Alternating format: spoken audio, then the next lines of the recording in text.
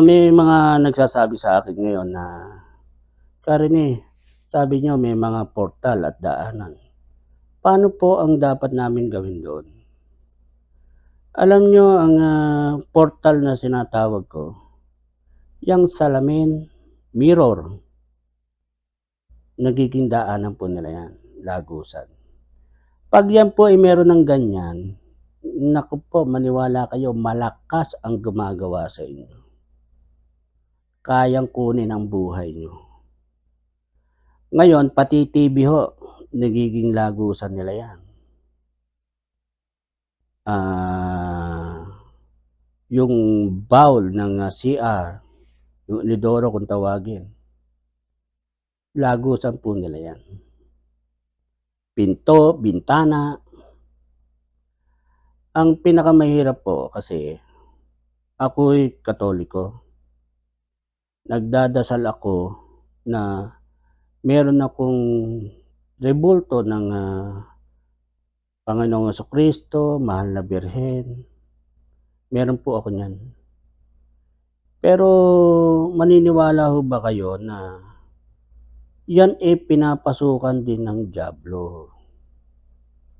Conforme po sa nagmemay-ari kung gaano kataas ang inyong espiritual sa inyong katawan.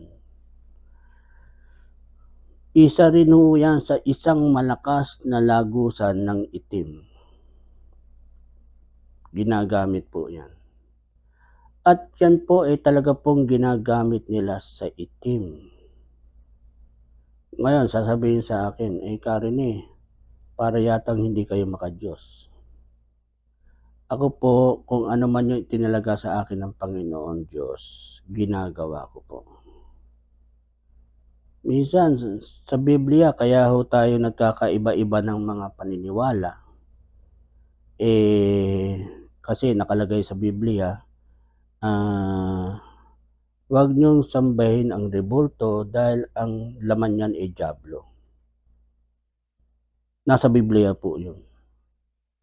Sa akin naman po, napapasukan po ng dyablo. Kasi yung sa akin naman po, dinadasalan ko, hindi nila mapasok. Pero may patunay ako na pinipilit nilang mapasok yung aking mga santo. Pag nakapasok ko sila dyan, hindi nyo alam, nagdadasal kayo, hindi tayo nadidinig ng itaas. Kapag kayo ho nagdadasal, nag-rosaryo, bigla kayong nakatulog, may humaharang po ng inyong dasal. Marami po tayong mga kapatid na pagdating sa bahay, nagdadasal sila, sama-sama silang nagdadasal. Pero tingnan nyo, pag may gumagawa, sila mismo inaantok. Sasagot yung isa, pagdating sa isa, tulog na. Kasi pinuputol po na ang inyong pagdarasal. Kaya yun po kasi nahandin din po sa tinatawag nating rebulto. Yan po ay dalang paniniwala sa atin ng mga Kastila, yung meron tayong rebulto.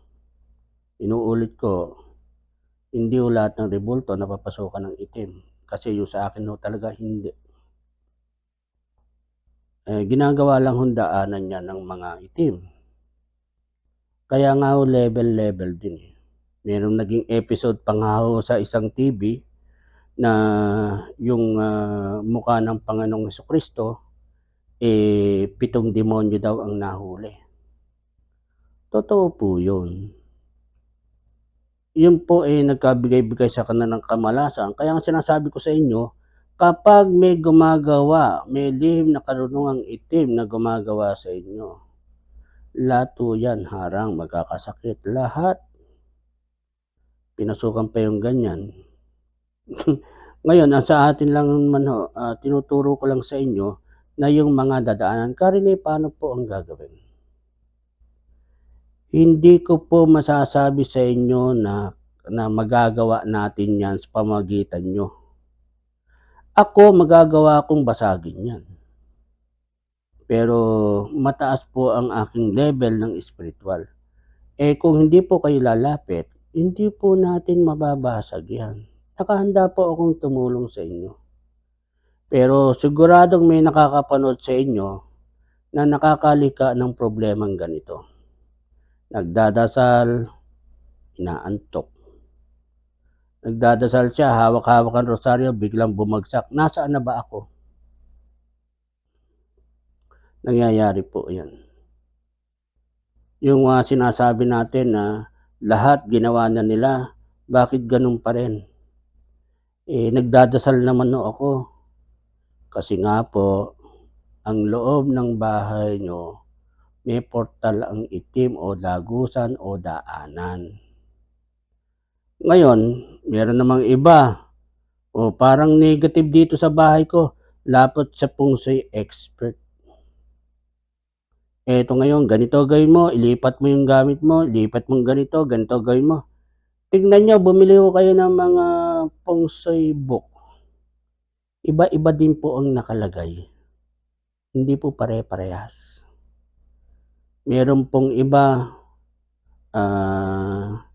pagdating sa pinto, pagbukas, kailangan daw merong salamin. Meron namang iba, pagbukasaan niya ng pinto, dapat walang salamin. Karini, totoo po ba yung mga ganon? Ganito po yan, Kapag meron nung gustong gumawa sa inyo, nakapaligid sa inyo negative. Pagbukas ng pinto nyo at nakita agad yung salamin, yun yung sinasabi kong negative sa paligid nyo, pagpupuntahan sa salamin, yun po daanan na nila. Yun ang magiging kanilang portal. Kaya yun ang magiging problema natin ngayon. Hindi po nyo mababasag yan. Ako po, kaya kong basagin yan. Kaya nasa inyo pa rin ang paniniwala, ibibigay ko sa inyo. Bukas po ang aming linya para kayo tulungan. Kaya po namin sinasabi sa inyo to, para maging aware kayo na ito palang nararamdaman nyo, lika na pala ng espiritual. Pasukan po kayo ng stress, yan na po simula.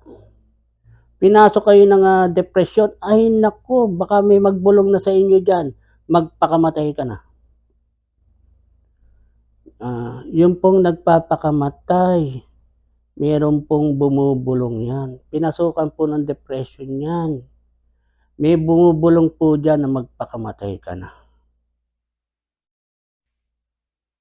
Yan yung depression na sinasabi ko. Pag pumasok ang depression, pumapasok na po sila. Ngayon, malawak po yan Ngayon, sa pamamagitan nito, ma-spread natin na yung palang mga ginto lika ng espiritual. Itim. Ngayon, kaya po ako napunta dito na tulad ng sinasabi ko sa inyo, madaling magpakamasama kaysa magpakabuti. Kaya mas marami po talagang masama. Pag sinabi nating LNK, likha ng kaalaman, dalawa, puti at itim. Lihim ng kaalamang itim, ayan na problema. Mas marami po talaga yan kaysa sa puti. Kaya yung isang nakausap ko, hindi lang isa, dalawa. Ang kapangyarihan anya, hindi nanggagaling sa puti. Sa itim lang anya nanggagaling yan. Nakakalungkot dahil sila mismo sumasamba sa itim. At meron po talaga akong patunay na ang mismong pinuntahan ko na nagpapagamot sa akin, ang sinasamba nila si Lucifer. Abay, napakahirap po talagang napakahirap. Yung mga ganun po, yan totoo po nun sinusubukan ako. Pero lumapit po sa akin. Alam ko po yan, hindi maililihim sa akin yan. Na itong lumapit sa akin marunong mangkulam. Palibasa, may naglalaban-laban yung mga may kaalaman na yan, medyo nabigyan siya ng sakit, lumapit sa akin. Gagamutin kita. Pero ipangako mo, magbabago ka na. biglang nawala yung sakit sa tagiliran. Tuwang-tuwa. Bumilang ang 3 buwan, eto na naman bumabalik na naman sa akin. Ako talagang maano 'to, makulit itong mangkukulam na 'to, sinabi ng tigilan na 'yan. Nung lumalapit ulit sa'kin masakit ang tagiliran, sabi ko, "Lumapit ka na sa doktor, dahil pisikal ang sakit mo." Kasi ayaw ko na hong tulungan, kasi nga itim ang ginagawa. Alam niyo takang-taka pa siya, "Ho? Pisikal ang sakit ko?" Kasi alam niya rin ho 'yun. Sa umpisa ho tutulungan ko, pero sa susunod, ay ako na mismo magsasabi, "Maghanap na ho kayo ng iba." Kasi ginagamit niyo sa masama 'yan, hindi ho dapat gamitin sa masama 'yan. Hula, Karene, nanggagamot kayo, 'di marunong din kayong manghula. Ano ho ba pagkakaintindi niyo sa hula? Dalawang klase po 'yan. Gawin niyo magpaikot kayo ng barya, takpan niyo ng kamay niyo. Hula, ibon, tao. Hula, 'di sasagutin ngayon, tao, naging ibon. Hula nga ho, ibig sabihin, puwedeng tama, puwedeng hindi. Dahil yan ho ay hula. Ngayon, magpapahula tayo na tapat sa nagkatotoo yung sinabi niya. Dahil yun nga ang sinasabi ko sa inyo, pumiti kayo, bigla niyong takip saluhin, latag niyo, tao, ibon. Ibig sabihin ng hula, hindi ho sigurado, natatapat. Ngayon anong ginagawa niyo, kayo ba'y nanghuhula? Hindi ako nanghuhula. Ngayon, ano ba gusto mong malaman? Itatanong natin sa itaas kung ano ang gusto mong malaman. Kasi ganito, ganire. Kasi ho, Karene, yung bang asawa ko may babae. Diyos ko po, hindi po ako pupuwede diyan. Hindi po ako pupuwede doon. Kayo ang mag-imbestiga, hindi po ako. Pag-aawayin ko lang po kayo niyan, hindi po ako gano'n.